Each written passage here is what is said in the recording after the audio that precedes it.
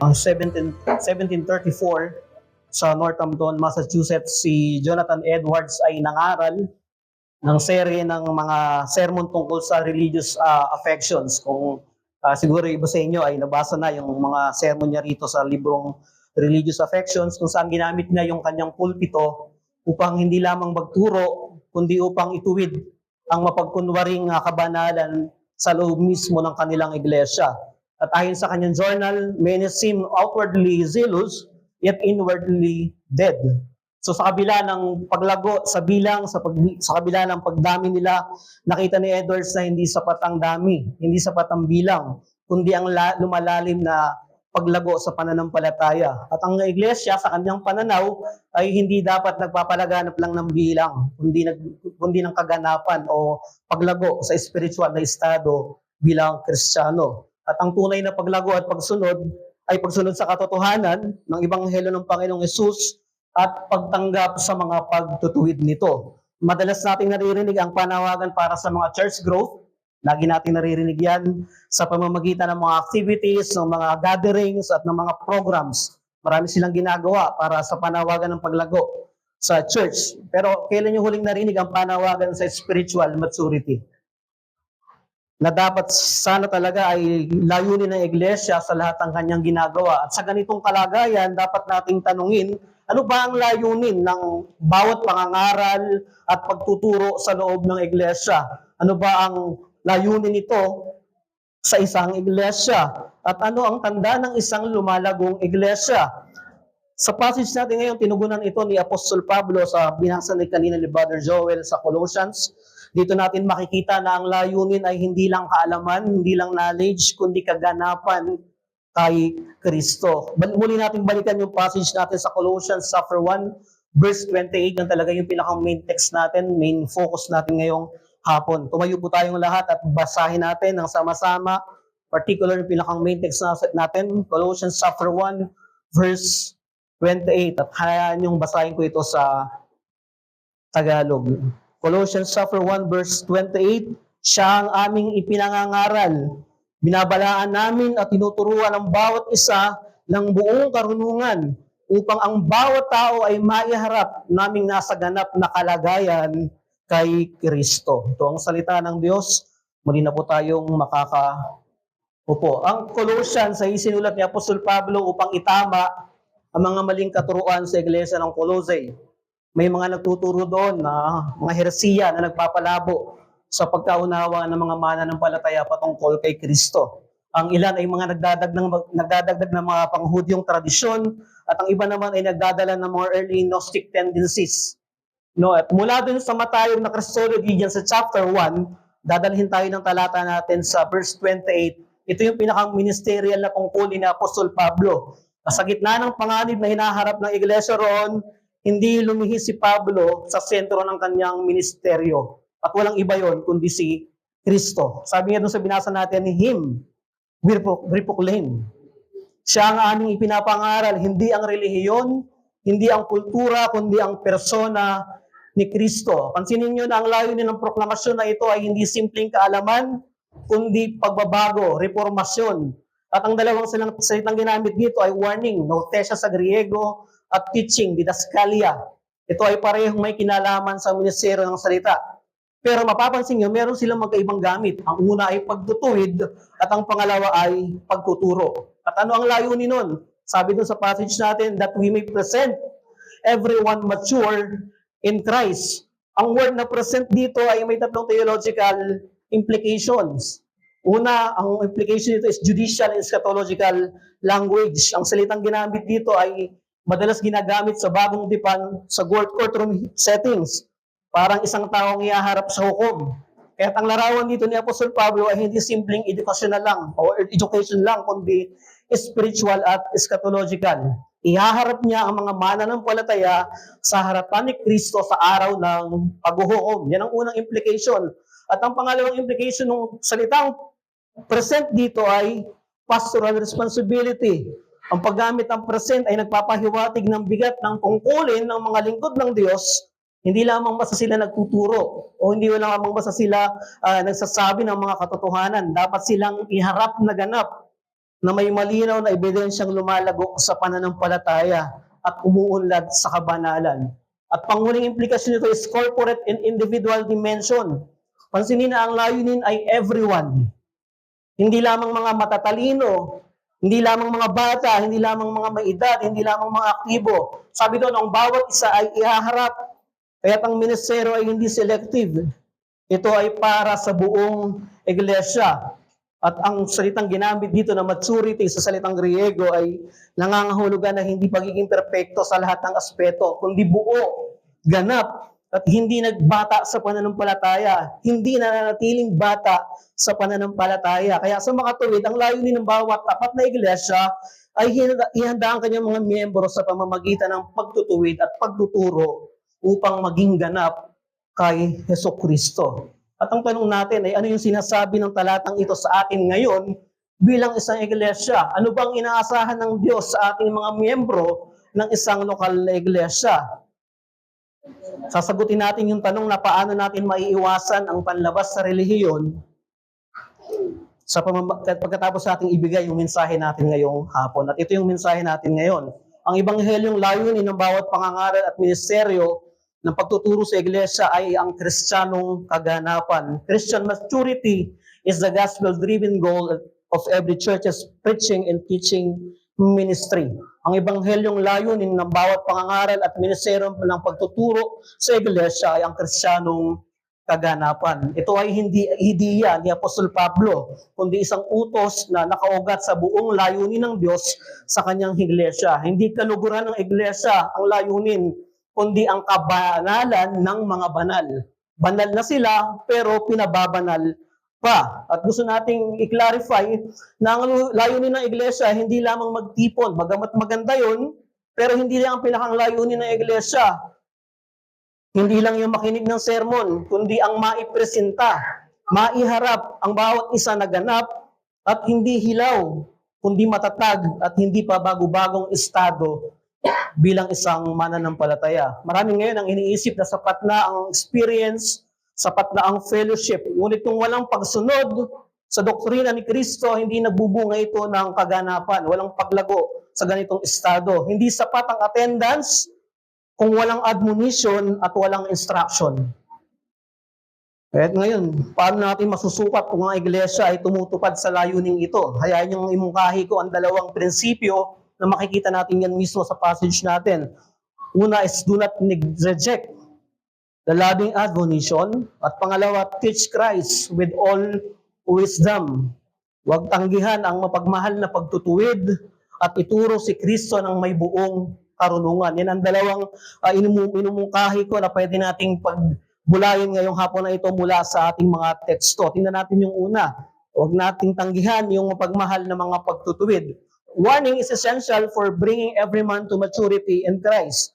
Yung salitang warning na ginamit dito sa salitang Griego ay ibig sabihin is to admonish or to correct with intent of restoration. Yan yung sinasabi ng passage natin. Hindi ito marahas sa pagtutuwid, kundi ito ay may pag-ibig na klase ng pagtutuwid. Nakaugat ito na ang hangarin ay ng isang mananampalataya ay maging ganap kay Kristo. Hindi lalago ang mananampalataya kung walang sapat at tamang pagtutuwid mula sa Ebanghelyo. At ito din isang pastoral na salita na nangangahulugan ng pagbibigay ng babala na may layuning ilayo ang isang mananampalataya sa tinatahak niyang kapahamakan. Hindi ito panghusga, kundi pag-ibig na ayaw kang manatiling naliligaw. Gawain ito ng mga pastor, chapter 20 verse 31.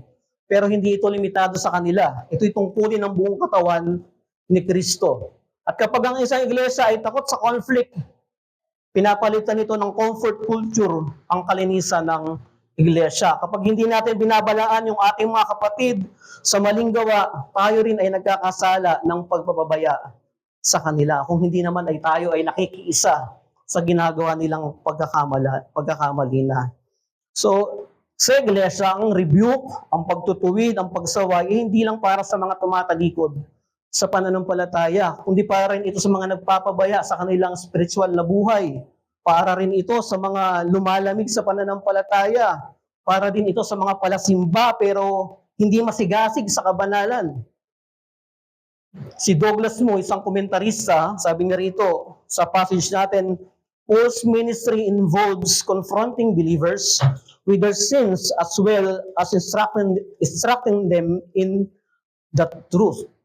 So hindi lang ang ministeryo ni Apostol Pablo ay kumprontahin yung kasalanan ng mga Kristiyano sa panahon niya, kundi turuan din sila ng katotohanan ng Ebanghelyo ng Panginoong Jesucristo. Ang pagtutuwid ay ebidensya ng tunay na pag-ibig. Kaya ang iglesia na hindi nagbibigay ng babala ay nagkakait ng biyaya. At ang bawat miyembro na lumalayo sa disiplina ay lumalayo din sa biyaya. Kaya hindi lalago ang mananampalataya kung walang tapat at napapanahong pagtutuwid mula sa Ebanghelyo. Believers will never mature without faithful and timely gospel correcting admonitions. At kung ikaw ay isang miyembro ng iglesia at hindi ka marunong tumanggap ng babala, huwag mong asahang may paglago. Kapag ang kapatid mo ay may lakas ng loob na sabihin sa iyo ang kasalanan na nahayagan nagpapahina sa iyo, ipagpasalamat mo yun. Ipagpasalamat mo yun. Kapag pinayuhan ka ng pastor mo tungkol sa iyong pagiging matamlay sa iglesia, huwag mong sabihin judgmental sila. Na mga pagtutuwid na iyan ay biyaya ng Diyos upang iligtas ka sa matinding pagkabagsak. Mga kapatid, ang tunay na kapatid sa iglesia ay hindi lang yung nagpapalakas ng loob, kundi yung nagpapakita rin ng pagtutuwid sa iyo. Kung may kasalanan na hindi pinupuna, ito ay tila sugat na tinatakpan pero hindi ginagamot. Kaya inahamon kita ngayong hapon na to. Tanggapin mo ang pagsaway bilang biyaya sapagkat ang paglago ay mula sa pagkakaroon ng pananagutan sa Ebanghelyo. Receive rebuke as grace for maturity. Sapagkat dyan lalago sa presensya ng gospel accountability. Meron kang pananagutan sa Ebanghelyo. Tandaan natin na hindi madaling tumanggap ng pagsaway. Lalo na sa atin bilang mga makasalanan, meron tagod tayong pagdepensa pag tayo ay tinutuwid. Ngunit ito ay palatandaan na tayo ay anak ng Diyos. Hebrews chapter 12 verse 6, For the Lord disciplines, He loves, and chastises every son whom He receives. At ang hindi marunong tumanggap ng disiplina ay hindi marunong umibig sa katwiran. Kailangan nating magpasakop sa pagkilos ng Diyos sa pamamagitan ng kanyang mga lingkod sa iglesia at ng kanyang iglesia mismo upang tayo ay maituwid. Alam mo, hindi ito optional. Hindi ito optional, kundi ito isang tanda ng tunay na pananampalataya. Kapag ang isang miyembro ng iglesia ay naging tahimik sa kasalanan ng mga miyembro niya, hindi ito pagmamahal. Ito ay pagpapabaya. Kaya dapat itong itama, dapat turuan, dapat tawagin sa pagsisisi. Nasa kultura tayo ngayon na anti-correction eh. Madalas nating iniisip na pag tayo ay sinasabihan, pag tayo ay tinutuwid, judgmental. Kapag tayo ay sinasaway. Marami ang naantig dito sa ganitong klaseng sistema. Ngunit kung hindi ka sasawayin, mas panganib ang kakaharapin mo. Malinaw ang sinabi ng Proverbs 27 verse 6. Faithful are the wounds of a friend. Kung ikaw ay miyembro ng iglesia at hindi mo tinatanggap ang pagsaway, ikaw mismo ang umahadlang sa iyong sariling paglago. Ganito ang pagtuturo ni Apostol Pablo sa Church ng Colossae at ganito rin ang dapat sa iglesia natin. Noong 1741, si Jonathan Edwards ay nangaral at alam nyo, pamilyar kayo dun sa Sinners in the Hands of an Angry God. Marami ang naantig dito. Marami ang bumalik sa pananampalataya, ngunit higit dito maraming miyembro ng iglesia ang tumalikod dahil hindi nila matanggap yung klase ng pangangaral na puno ng babala. Kaya doon sa kanyang diary, sinabi niya doon, preaching without warning dulls the conscience. Preaching with warning stirs the soul to holiness. Sinabi niya na ang pangangaral na walang babala ay nagpapamanhid ng budhi. Pero ang pangangaral na nagbibigay ng babala ay gumigising papunta sa kabanalan. Yan ang sinabi ni Jonathan Edwards. Kaya apila ito sa atin, mga kapatid, na huwag nating tanggihan ang pagtutuwid ng salita ng Diyos. Sa bawat babala ay may biyaya. Huwag tayong lumayo sa panahon na tayo ay tinutuwid, dinidisiplina ng Diyos. Manatili tayong handang tumanggap ng salita na naglilinis, nagtutuwid at nagliligtas sa kanyang iglesia. Sa mga bisita natin ngayong hapon, Gusto kong sabihin sa inyo na ah, hindi ka magiging ganap sa harapan ng Diyos dahil sa sarili mong katuwiran o sa sarili mong mga gawa. Walang rebuke ang makapagliligtas sa iyo kung wala ka sa Panginoong Hesukristo. Ang iyong kasalanan ay hindi mo kayang ayusin. Ngunit si Kristo, yan ang mabuting balita, ay namatay para sa mga makasalanan upang ang sino mang lalapit sa kanyang makasalanan ay magkakaroon ng buhay na may pagtutuwid mula sa kanyang mga salita. At kung ikaw ay nagnanais mapabilang sa isang iglesia, yan ay tutulong sa iyo sa iyong paglakad tungo sa kaganapan kay Kristo. Yan yung unang makikita natin dito. Kung may babala ang ebanghelyo, sabi ni Apostol Pablo, dapat meron din pagtuturo. At ang pagtuturo na yan ay may karunungan ni Kristo. Yan yung pangalawang bagay na makikita natin sa passage natin. Ituro si Kristo ng may buong karunungan. Napakahalaga na ang pagtuturo ay hindi lang basta pagtuturo, kundi merong karunungan dahil ang layunin ay dalhin sa kaganapan, sa maturity ang mga mananampalataya. Ito yung pangalawang sangkap ng layunin ni Apostol Pablo sa verse 28, teaching everyone with all wisdom. Hindi sapat na nagbibigay lang ng babala. Mabuti yon pero hindi sapat yon. Kinakailangan ding magturo, kailangan ding ituro. At hindi lamang basta pagtuturo, kundi pagtuturo na may lahat ng karunungan, may laman, may lalim, may Kristo na klase ng pagtuturo. Sabi doon, teaching with all wisdom. Ibig sabihin may kaayusan ito, systematic na klase ng pagtuturo, hindi barbara. Imbis na luminaw, lalong lumabo na klase ng pagtuturo. May kalinawan at may pagkaunawa sa kabuuan ng doktrina ni Kristo. Hindi lahat ng pagtuturo ay nakapagpapatibay. May ilan na nagpapabigat sa budhi, ngunit hindi nagpapakita ng grasya. Dapat ang ebanghelyo ay sentro ng lahat ng klase ng pagtuturo. Si Kristo mismo ang ipinapangaral. Him we proclaim, sabi ni Apostle Paul sa passage natin. At kapag ang iglesia ay nalilihis mula sa pagtuturo tungkol kay Kristo, ang resulta ay paglaki ng bilang pero hindi sa kabanalan. Dumadami pero hindi lumalago. Dumadami pero hindi nagiging banal. Dumadami pero hindi dumadating sa kaganapan. Ang salitang wisdom dito sa salin na Griego na Sophia, hindi si Pia, Sophia ay may theological na bigat. Sa mga Colossian believers, ito ay may particular na kahalagahan dahil merong impluensya ng Gnosticism, isang maling aral na nagsasabing may nakatataas na kaalaman o higher knowledge bukod kay Kristo. At yun yung tinututulan ni Apostol Pablo. Sabi ni Apostol Pablo sa chapter 2 verse 3, in Him, kay Kristo raw, are hidden all the treasures of wisdom and knowledge. Kaya dito sa Colossians, makikita natin dito ang kahigitan ni Kristo sa lahat. Maging sa mga anghel man, maging kanino man. Sabi ni Apostol Pablo, si Kristo ang higit sa lahat. Kaya kung wala si Kristo, wala yung salita niya, walang tunay na karunungan. At kung walang tunay na karunungan, walang tunay na pagtuturo, at walang tunay na kaganapan. Walang aasahan sa mga mananampalataya kasi walang pagtuturo eh. Walang aasahan sa kanila. Sabi ni William Hendrickson, isang komentarista, true teaching that results in maturity is never separate from Christ Himself. True teaching that results in maturity is never separate from Christ Himself. Ibig sabihin nito, hindi sapat na tayo nagtuturo lang ng mga moral lessons. Hindi sapat ang 5 tips for better marriage. O di naman kaya ay 3 ways to deal with stress. Kapag ang puso ng pagtuturo ay wala si Kristo, ito ay hukag. Ito ay walang bisa. Ito ay walang laman. Kaya ang iglesia ay dapat may malinaw na direksyon sa pagtuturo. Alam nyo, meron tayong Sunday school, meron tayong pulpit ministry, discipleship, membership class. Hindi lang ito pampuno ng oras natin, hindi lang ito libangan natin dahil wala tayong magawa. Dito nakasalalay ang spiritual na kalagayan ng bawat miyembro. Kaya kung kulang ka sa pagdalo, kulang ka sa pakikipag-isa, ano ang aasahang paglago sa iyo? Saan ka kukuha ng ikalalago mo kung hindi ka nakikiisa sa mga gawain na ito? Yung maliit na bata, isipin mo yan. Kung hindi yan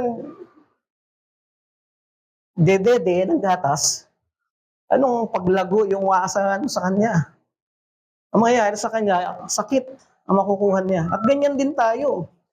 Sakit ang makukuha natin, hindi paglago, hindi kaganapan ang mararanasan ng mga mananampalataya. Kaya huwag nating hayaang makaligtaan yung mga pagkakakilalan kay Kristo sa bawat aral na ibinibigay nito sa atin. Ang iglesia ay isang seminaryo para sa bawat miyembro ng kanyang iglesia. At ang pulpito ay pangunahing kasangkapan ng Diyos upang ituro si Kristo ng may lalim at ng may kalinawan. Alam niyo, dapat tayong maturuan tungkol sa persona ni Kristo. Hindi sapat na alam mo lang na meron dalawang kalikasan si Kristo. Mabuti yun. Pero hindi yun nagtatapos doon. Hindi yung sapat na meron kang alam sa systematic theology, tapos na. Hindi yung totoo. Hindi natatapos ang pag-aaral kay Kristo. Nabanggit ni Pastor Joseph sa kapangangaral niya noong nakaraan. Tuloy-tuloy yung paglago natin. Hindi natatapos na naging member ka ng iglesia, hindi sa natatapos na meron kang nabasang isang aklat ng theologians, hindi doon nagtatapos. Dapat tayong lumago sa kanyang dalawang kalikasan, sa kahulugan ng kanyang kamatayan, sa ebanghelyo ng biyaya, sa pagkakaiba ng justification at sanctification. Dapat lumalago tayo sa mga bagay na iyan. Ituro natin si Kristo, pag-aralan natin si Kristo. Ituro siya sa lahat ng lalim na ipinagkaloob ng Diyos sa kanyang salita, sa kanyang iglesia. Kaya spiritual maturity only grows under consistent, Christ-centered, biblically sound doctrinal instruction. Ang spiritual na paglago ay nakaugat sa tuloy-tuloy at biblical na pagtuturo na nakasentro kay Kristo. Siya yung sentro ng pagtuturo, hindi tao, hindi sino man. Si Kristo ang sentro ng pagtuturo. Ang iglesia ay dapat maging lugar ng masiniding pag-aaral sa salita ng Diyos. Hindi lang mga emosyonal na pagtitipon. Kung ang bawat miyembro natin ay hindi nagpapailalim sa tuloy-tuloy na pagtuturo ng salita, hindi tayo unlad bilang isang katawan. Kailangan ng mga regular na pagsasanay, pagtuturo sa Bible class. Meron tayo niyan, meron tayong mga pag-aaral sa Biblia, maging sa pangangaral sa pulpito. Alam nyo, hindi matutumbasan ng kahit anong online content ang tapat at sistematikong pagtuturo sa loob ng iglesia. Walang pwedeng pumalit sa pulpito kung saan ang salita ng Diyos ay pinapahayag ng may kabanalan at ng buong karunungan. Hindi sapat na nasa live stream ka. Dapat ikaw ay nasa gitna ng iglesia, nakikinig at nagpapasakop sa ilalim ng pagtuturo ng ibang helyo. Nasanay tayo siguro nung panahon ng pandemya na pwedeng mangyari yun. Pero ngayon, natapos na ang pandemya, wala nang ganun. Inaanyayahan ka na ikaw ay makiisa sa pagtitipon sa iglesia. Yan ang inaasahan sa iyo. Paano kang lalago sa live stream? Walang accountability ron. Walang pagtitipon sa live stream. Saan nakakita nagtitipon kayo sa loob ng TV? Screen? Hindi pagtitipon yun. Walang pagtitipong pang-isahan. Ang pagtitipon ay sama-sama sa isang lugar na kung saan tinawag sila ng Diyos para papurihan at pag-aralan si Kristo. Kaya yan ang hamon ko sa iyo. Manindigan ka sa pag-aaral ng doktrina na nakasentro kay Kristo upang matularan siya ng buong iglesia. Commit to doctrinal learning that centers on Christ and conforms believers to His likeness. Brethren, tayo ay tinawag hindi upang magpalago ng event, kundi magpalalim sa pananampalataya. Yan ang tungkulin natin bilang miyembro ng iglesia. Maraming iglesia ang lumalago sa dami, pero hindi sa pagiging ganap sa pananampalataya. Hindi sapat na marunong lang tayong mag-quote ng verse. Kailangang mahubog tayo sa tamang doktrina. Hindi ito para sa mga pastor lang, hindi ito limitado para sa mga mangaral lang, kundi para sa buong iglesia. Sabi ni Paul, everyone, lahat. Mga bata, matanda, kasama. Kung ikaw ay miyembro ng iglesia, kasama ka doon. Kaya ang kakulangan sa doktrina ang nagbubukas ng pintuan ng kamalian at kawalang bisa ng pananampalataya. Yan ang nagiging pintuan. Ito din ay hamon sa aming mga mangaral. Mangaral tayo ng merong lalim at may layon, hindi lang basta memory verse, kundi ang kabuuan ng Ebanghelyo. Iwanan natin yung mga mabababaw na diskusyon na puro opinyon, puro at walang kwentang mga pakikipag-usap, kundi ibalik natin ang kapangyarihan ng Ebanghelyo, ibalik natin ang salita ng Diyos. Ang goal natin ay hindi makumpleto ang attendance sheet, kundi maihandog ang bawat isa matured in Christ. Yan ang layunin ng pagtuturo. Yan ang layunin ng pangangaral sa loob ng iglesia. Maihanda ang mga mananampalataya, ang mga Kristiyano sa pagbabalik ni Kristo. Kung yan ang layunin ni Apostol Pablo sa Church ng Colossians, hindi nagbabagong layunin yan sa maraming iglesia sa panahon natin sa ngayon. At tayo bilang isang iglesia, yan din ang pinakang layunin natin. Totoo na hindi pantay-pantay ang spiritual nating maturity. May bata, may nauuna, merong nasa gitna, pero hindi rason yan para tumigil. Dapat tayong magpatuloy. Huwag nating gawing dahilan yung hindi pa natin pagkakapare-pareho, kundi gawin nating dahilan yan para mas lalo tayong magpursige sa kaganapan kay Kristo. Kung ikaw ay isang ama sa tahanan, kailangan mong ituro si Kristo sa loob ng tahanan. Kung ikaw ay estudyante sa eskwelahan, baka mas nauubos pa yung panahon mo sa pagbibigay ng oras sa cellphone kaysa sa Biblia. Walang paglago dun.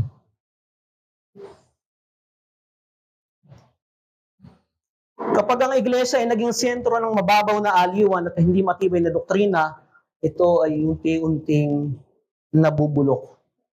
The church that faithfully warns and wisely teaches Christ is the church that presents every soul mature to God.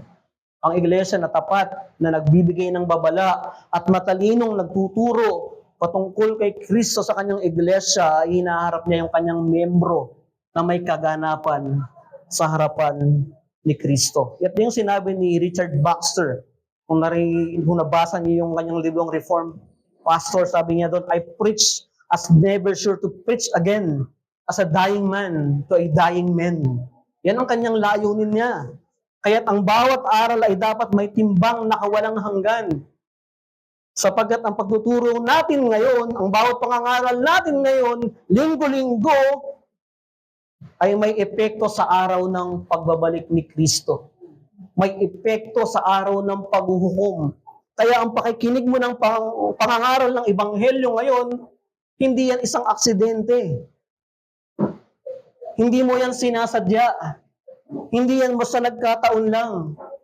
May pananagutan ka sa bawat naririnig mong pangangaral sa loob ng iglesia. Kaya huwag mong baliwalain ang bawat pangangaral sa pulpito. Ito ay disiplina sa iyo, ito ay kayamanan sa iyo, ito ay biyaya sa iyo. Kaya hinahamon kita ngayon na bigyan mo ng pansin at panahon ang paglagong pananampalataya bilang isang miyembro ng iglesia. Huwag kang manatili sa estado na sapat kang dumadalo. Huwag kang dumating sa estado na okay lang dahil umaattend naman ako. Kabilang naman ako sa isang ministry. Mabuti yan lahat ng bagay na yan. Pero kung wala kang personal na desire na lumago sa pananampalatayang Kristiyano, anong aasahan sa iyo? Ano ang sasabihin mo kay Kristo pag ikaw ay haharap na sa Kanya? Kaya merong inaasahan si Apostol Pablo sa mga iglesia. Maiharap ang mga mananampalataya na ganap kay Kristo. At ganyan din dapat yung ating pag-iisip sa tuwing tayo ay uupo sa ilalim ng pangangaral. Maihanda yung sarili ko. Maging handa akong tanggapin yung pagtutuwid, handa akong tanggapin yung pagtuturo, handa akong tanggapin yung mga katuruan mula kay Kristo. Dahil kahandaan ko ito pagbabalik ni Kristo. Para sa akin yun, hindi para sa iba. Kaya asamin natin ang pagtuturo ng may buong karunungan kay Kristo. Hindi sapat ang karanasan o ang emosyon. Sa tapat na doktrina, lalago ang kabanalan ng iglesia. Alam nyo, Kaya nagiging mahina ang maraming iglesia, hindi dahil kulang yung mga programa, hindi dahil kulang sa mga financial support, kundi kulang sa tamang aral patungkol kay Kristo. Kung nagiging tama ang aral kay Kristo, nagiging tama ang buhay Kristiyano. Kaya mga kapatid, ang pastor, ang mga leader sa iglesia, ang mga bata, ang mga matatanda, lahat tayo ay merong pananagutan. Sa harap ng Panginoon, tayo ay haharap. Hindi tayo ihaharap dahil sa dami ng mga natin, kundi dahil sa lalim ng ating pagkilala, pagsunod, at pagiging kawangis kay Kristo. Ang iglesia hindi lang tipunan ng mga tao, kundi tahanan ng paglago. Hindi lang tayo basta nagtitipon, kundi ito ay tahanan para sa paglago nating espiritual. Kaya magkaroon ka ng pagsusuri sa sarili mo. Mayroon bang estado na hindi ako lumalago? Mayroon bang parte sa buhay ko na nalilimitahan? Bakit hindi ako lumalago sa pananampalataya? Mayroon bang parte sa buhay ko na hindi ko makita, kaya hindi ako lumalago sa pananampalataya? Kung meron man, ibigay natin yan sa paanan ni Kristo. Panalangin natin na ipakita niya yung mga bagay na nagiging hadlang sa iyong paglago bilang isang Kristiyano. Alam niyo, sa pamamagitan ng mapagmahal na pagtutuwid sa Ebanghelyo at matibay na pagtuturo tungkol kay Kristo, ito ay paghahanda sa atin sa pagharap natin sa Kanya. Lahat ng ginagawa nating pagsasanay sa Ebanghelyo, lahat yan ay paghahanda sa atin sa pagharap natin kay Kristo. Nawa sa awa ng Diyos, huwag tayong manatili sa pagsasanggol sa pananampalataya. Mayroon talagang bata sa pananampalataya, pero inaasahan na tayo ay pagkakaroon ng paglago. Hindi pagiging perpekto ang kaganapan. Hindi pagiging perfect yon. Ito ay isang estado. Sinabi sa Tagalog na salin, ito ay isang kalagayan kay Kristo. Ibig sabihin, pag sinabing kalagayan, ito ay nagpapatuloy na paglago sa estado ng isang pananampalataya. Kaya manalangin tayo na tayo ay maging ganap para sa ating, hindi para sa ating karangalan, kundi para sa karangalan ng Panginoong Jesucristo. Magkaroon tayo ng personal reflection sa passage natin na ang bawat pagtuturo na may pagtutuwid at karunungan mula kay Kristo ay para sa benepisyo ng kanyang iglesia. Manalangin tayo. Maraming Diyos, maraming salamat sa madalas namin hindi napapansin na talatang ito ng Colossians chapter 1 verse 28, ngunit punong-puno ng lalim, punong-puno ng yaman. Salamat sa paalalang ito sa amin bilang iglesia, na yung mga bagay na minsan tinatanggihan namin pagtutuwid, mga bagay na inisip namin nakakasakit sa amin, ay biyaya din pala para sa amin paglago. Kaya dalangin ko, O Diyos, na mahalin namin ang mga katotohanang ipinapahayag sa pulpitong ito, O Diyos. Hindi para kami ay husgahan, hindi para kami hatulan, kundi para kami ay sagipin sa mga mapandayang pakiramdam at ilusyon namin. Dalangin ko, O Diyos, patuloy na kami ay magkaroon ng malalim na ugnayan kay Kristo. Hindi lamang basta kaalaman, kundi lumalalim na paglagong espiritual dahil sa pagkilala namin kay Jesus. At habang lumalalim kami sa pagkilala sa Panginoon Jesucristo, hayaan mo, O Diyos, na makita namin ang kagandahan ng disenyo niyo sa iglesia, na siyang inyong itinalaga bilang tagapagturo, tagapagtuwid. Dalangin ko, O Diyos, huwag kaming humiwalay sa mga kaparaan ng ikaw mismo yung nagtalaga upang kami ay hubugin, pabanalin, at maihanda bilang iglesia sa muling pagbabalik ng Panginoong Jesucristo. Dalangin namin ito, O Diyos, sa inyo. Kung kami ay nanghihina, kung kami ay nanlalamig, kung kami ay nakakaranas ng pananabang, O Diyos, ibukas mo ang aming mga mata sa kagandahan ng persona ni Kristo. Ibalik mo kami, O Diyos, sa panahon na kung saan nalalasahan namin ang Ebanghelyo, sa panahon na kung saan nakikita namin ang kaluwalhatian ni Kristo, sa panahon na sa gitna ng mga pagdurusa namin, kami ay nakakahamon sa pamamagitan ng tapat na pagtuturo at mga mapanghamong pagtutuwid mula sa salita ninyo. Ang lahat ng ito, O Diyos, ay ibinibigay namin sa inyo. Kahabagan mo kami. Hahabagan mo kami, O Diyos. Salamat po sa pangalan ni Jesus. Amen.